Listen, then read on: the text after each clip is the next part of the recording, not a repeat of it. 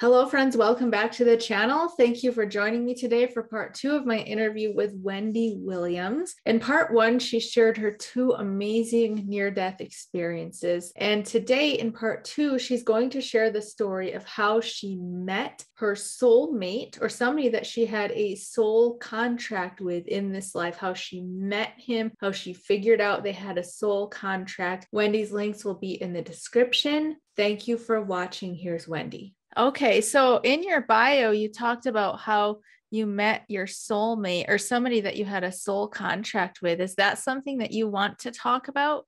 Absolutely. So you would think with these big experiences that, you've been just like open spiritually and your life would be so different. And it's actually not what happened. The next steps that occurred was I went through that pregnancy incredibly stressed because they didn't know if the uterus was going to rupture again, which could have been deadly for me, if it went up into the heart and lungs, et cetera. And I had to deliver again, knowing the uterus could rupture and the baby could go the wrong way. So it was very stressful. And what had happened also was I went back to work after the 6 weeks of bed rest, go back into this job I love, but I get laid off 6 weeks later. So I now have no job. We have no health insurance. I'm pregnant because I carried the health insurance for the family. And 1 week to the day after my layoff, my husband's software company tanks, and he is working payless paydays. So we were very stressed during that entire pregnancy. So very grateful that what happened. So this was November of 1997. We didn't know it was a recession. It was a deep recession in the economy at that time. So both our careers went down, and we go through the pregnancy until March. I deliver on March 13th, 1998. Healthy baby girl. And I get a very short hospital stay. I was able to get some minimal insurance. I go home. I'm not home for a couple hours, Melissa. I'm like just so grateful after everything that happened of this healthy baby in my arms. And my husband had just gotten back to work that same weekend. So it was like our life came all back together. But I'm sitting alone at home, nursing the baby, feeling so grateful. And I hear Archangel Michael say, your contract with your husband is complete. I about dropped the baby because I know what he means. And he means our marriage is going to end. So it's like, oh my goodness, could you not have told me this before I had a second child? But that wasn't my path. That wasn't what was meant to happen. That wasn't my soul contract with my former husband. So we then divorced when our children were 6 and 8. We waited until they were in school full time and just did a very peaceful, respectful divorce, 50-50 shared custody. And I rebuilt my life because a lot of things just needed to change and happen at that point. So rebuild my career, build a new house. And about 6 years after the divorce, my daughters are now 12 and 14. That's when the spiritual awakening goes into overdrive. And it goes into overdrive in the most amusing way possible. I decide, okay, I'm ready. It's time to meet a nice guy. It's, as I said, 6 years after the divorce, life is going great. And how do you do that? I have no idea. I haven't been on a date in 25 years. I was married for a long time. It's just, and there's been some elapsed time. So I go to younger girlfriends and they say, well, Wendy, you just need to go on Match.com. I'm like, what's Match.com? I have no clue. So they help me put together a profile. And Melissa, the craziest thing happened at that point. I meet my primary soulmate via Match because he puts in his dating profile as the last sentence what Match has probably never been used for. And he writes, any woman on a spiritual path, particularly one interested in an LBL, we have to meet. So I'm like, LBL, what's an LBL? Because the moment I looked at his profile, I knew him. but I'm thinking, oh, it's sometime, in this lifetime, we must have met, casually at like, I don't know, a friend of a friend of a friend, like a party, some casual things. I can't quite place him, but I know him. And he's having the same reaction to me. And so I read that and I Google LBL and I find Life Between Lives, Dr. Michael Newton's Journey of Souls. Oh, wow. And I'm reading about it and I just like light up, like, the 60-watt bulb just turned into like a 500-watt bulb. And I order the book immediately from the library. It was before the days of Kindle, so much with the wonderful instant order it right now. And it took the two of us about 3 weeks to meet, which I think was meant to happen. Because again, just trying to sync schedules and that sort of thing. And that gave me time to read the book. So by the time I read Journey of Souls and I meet my match, we were meeting for a restaurant at lunch, and I'm sitting in the lobby, and I'm sitting on the bench, just waiting, kind of looking toward the door, kind of looking around, waiting for him to arrive. The minute he walked in, I've never felt this before. It was like truly like the earth moved. It was like an earthquake. It was like my life was getting on its path and things were just changing. So he walks in and he sees me right away and walks over, and I can't stand up. I'm like glued in place to this bench because I'm just feeling so much movement. And he dropped down on his knee in front of me and he's looking right in my face saying, I know you, I know you, I know you. And he kind of like helped me up, took me by the elbow and helped me up. And then it was like, oh, okay, get it together, Wendy. I can walk here. And we walk into the restaurant and we talked for 3 hours. We realized the connection was past lives. We had known each other in many, many past lives. So that was just really blowing my mind because I had never really considered reincarnation and past lives and spirituality. But reading Journey of Souls, it was like reading the answer book to what I didn't know I was missing and was looking for. It was like it filled this void in me that had just been like numb or turned off. So it truly was like a spiritual awakening. It was like all the light started just coming on. And I started to make sense of my near-death experiences because I really hadn't known what to make of them. I didn't share that story of them for almost 20 years because I didn't know about IANDS, the International Association for Near-Death Studies, and NDEs weren't talked about nearly as much in 97 as they are now. And I just so appreciate people like you who are giving a forum for this because it can really help people understand more of what's going on and help people remove the veil if that's appropriate for them and if it's time for that. So that's what happened, and that's what really got me started. And my match, who became my boyfriend, he was getting ready to go for his second Life Between Lives with a Newton therapist. He'd been studying reincarnation and past lives and spirituality for about 10 years. So he became a great mentor for me and just got me started. And what happened over time was I then became a past life regressionist because he found the regressionist for me to go to. And going to that first session, that short 2-hour session, I couldn't believe it because I released a lifetime of anxiety. I saw 2 past lives where more and more detail was filling in. It was like, I couldn't believe I took to it like a duck to water because I was pretty type A.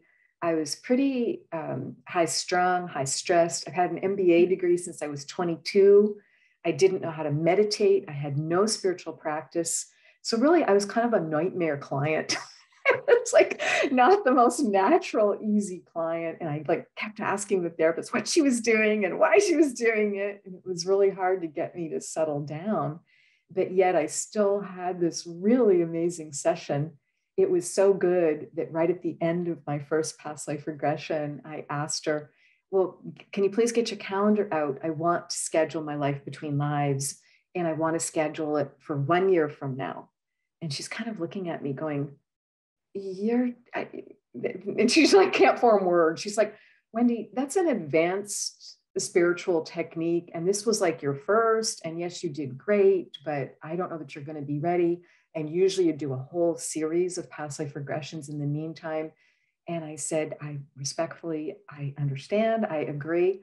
I'm a single mother. I don't have the budget to do that. And I don't know how it's going to happen. But all I can tell you is I'm clearly hearing I'm to schedule a life between lives with you in 1 year from now. Can you please get your appointment book out? So she did. And she's like, oh, well, clearly December's blank because it's a whole, or whatever month is blank because it's a whole year from now. So she writes in, we come up with a date. I have that session.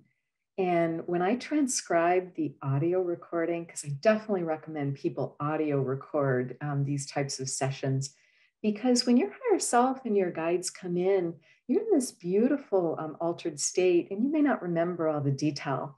And it's just more relaxing. You shouldn't be trying to take notes during the session. You want to just have your session and your experience and just be able to close your eyes and know that it's being recorded for you, or record it yourself. And then you can go back to it. So I transcribed my first Life Between Lives, 65 pages of information for me regarding my life path and things to improve my health, things to improve my relationships, to understand my relationships. I mean, it was just incredible, what that 4-hour session did for me.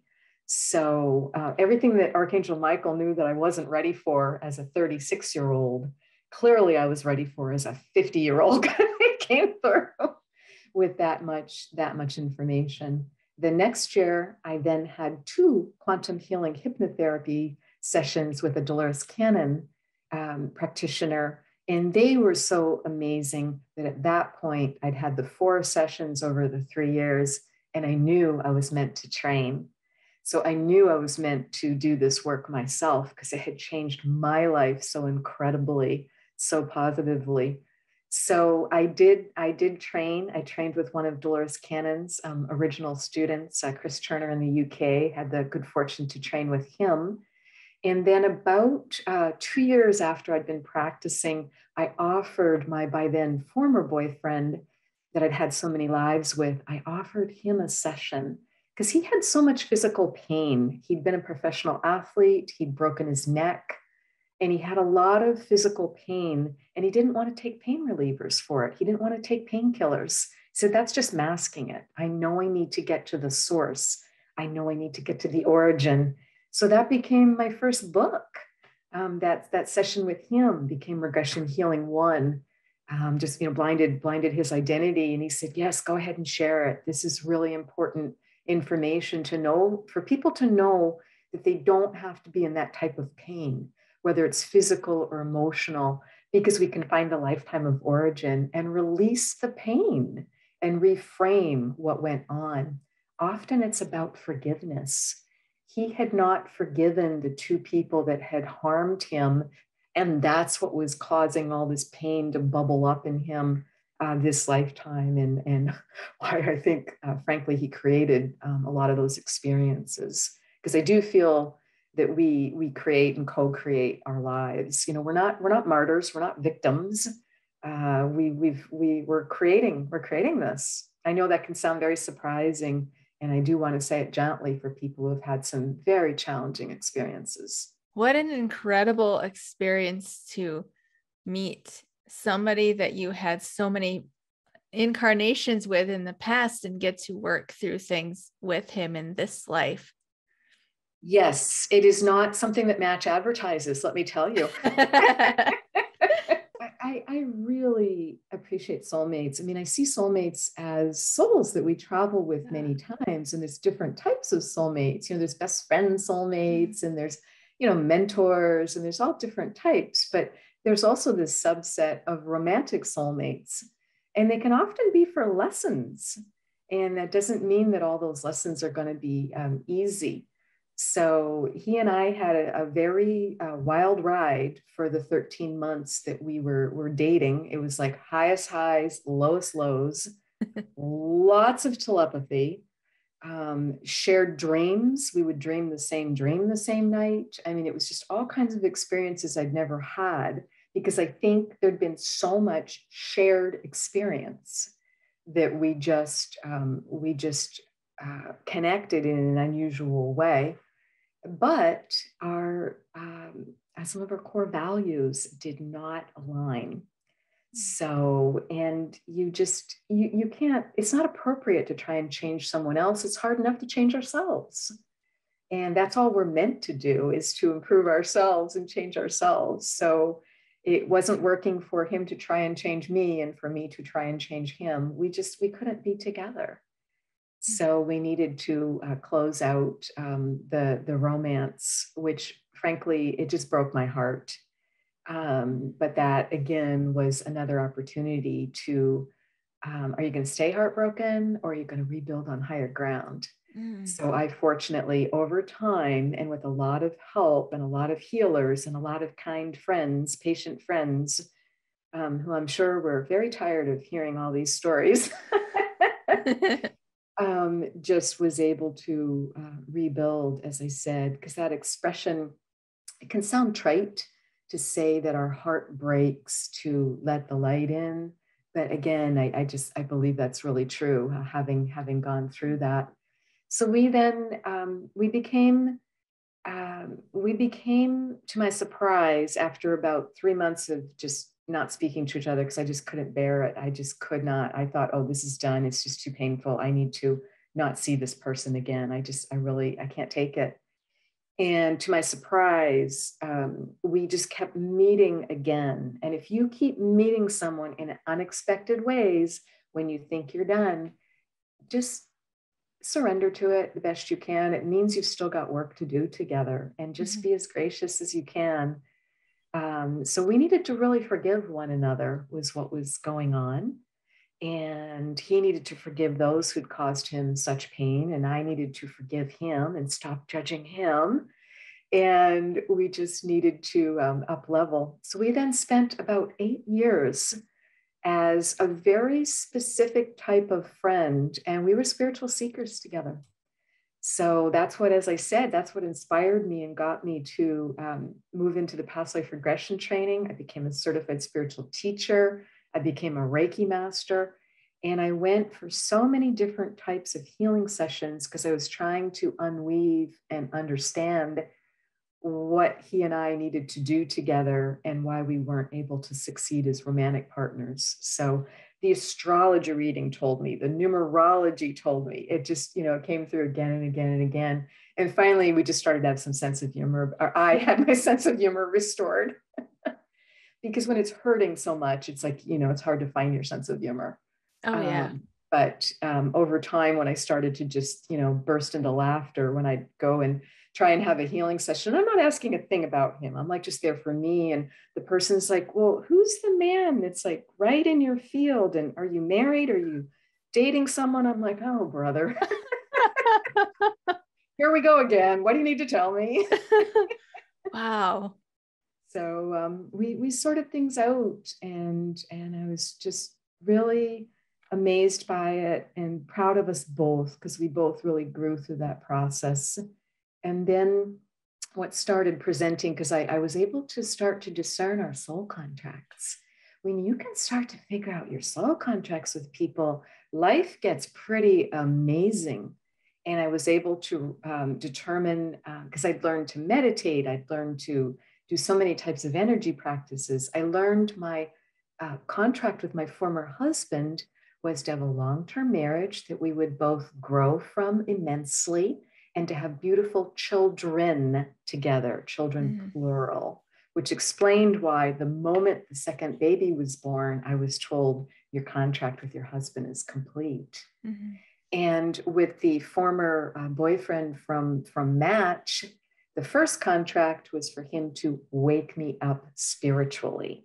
Well, oh my goodness, isn't that wonderful? And isn't that obvious from everything I've explained? But I didn't see it coming. I didn't know that was going to happen. And his second contract with me was to break my heart repeatedly until I stood in my power fully without abusing it. That Wow. is a brilliant contract, but not a fun one, obviously.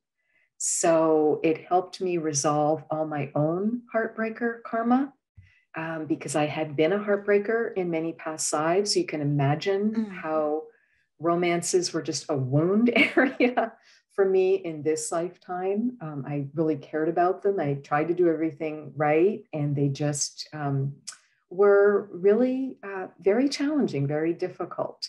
So getting to be able to shift that was amazing. And I was not standing in my power fully because I had multiple counts of karma for having abused my power in the past. So I wasn't really stepping to the plate this lifetime. I was just not doing enough to come out publicly to help others. I was just being very super shy about it all and just not Mm. stepping to the plate. So he would just keep pushing those buttons and I would get my heart broken again. And I'm like, wait a minute. Oh, wow. I need to be taking control of this. I need to be doing more. I need to be helping more people. And then just over time, I did that and fully embraced my power in a good way. And then I saw the final contract with him, which was to part peacefully. And I told him that that's what our final contract was. And I told him, I said, I'm hearing very specifically, few people on earth really know how to do this. And it's important. So let's just talk it through, get your closure, because he just resisted. He's like, no, I don't want to do that. I like everything just like it is. And, you know, you're such a special, amazing friend. And I want to just keep going. And my guides and angels were all, they're all like, no, no, no, no, you're done. You need to part peacefully. So like I said, I gave him the closure and, you know, just gave him the opportunity to say what he needed to say a couple of times.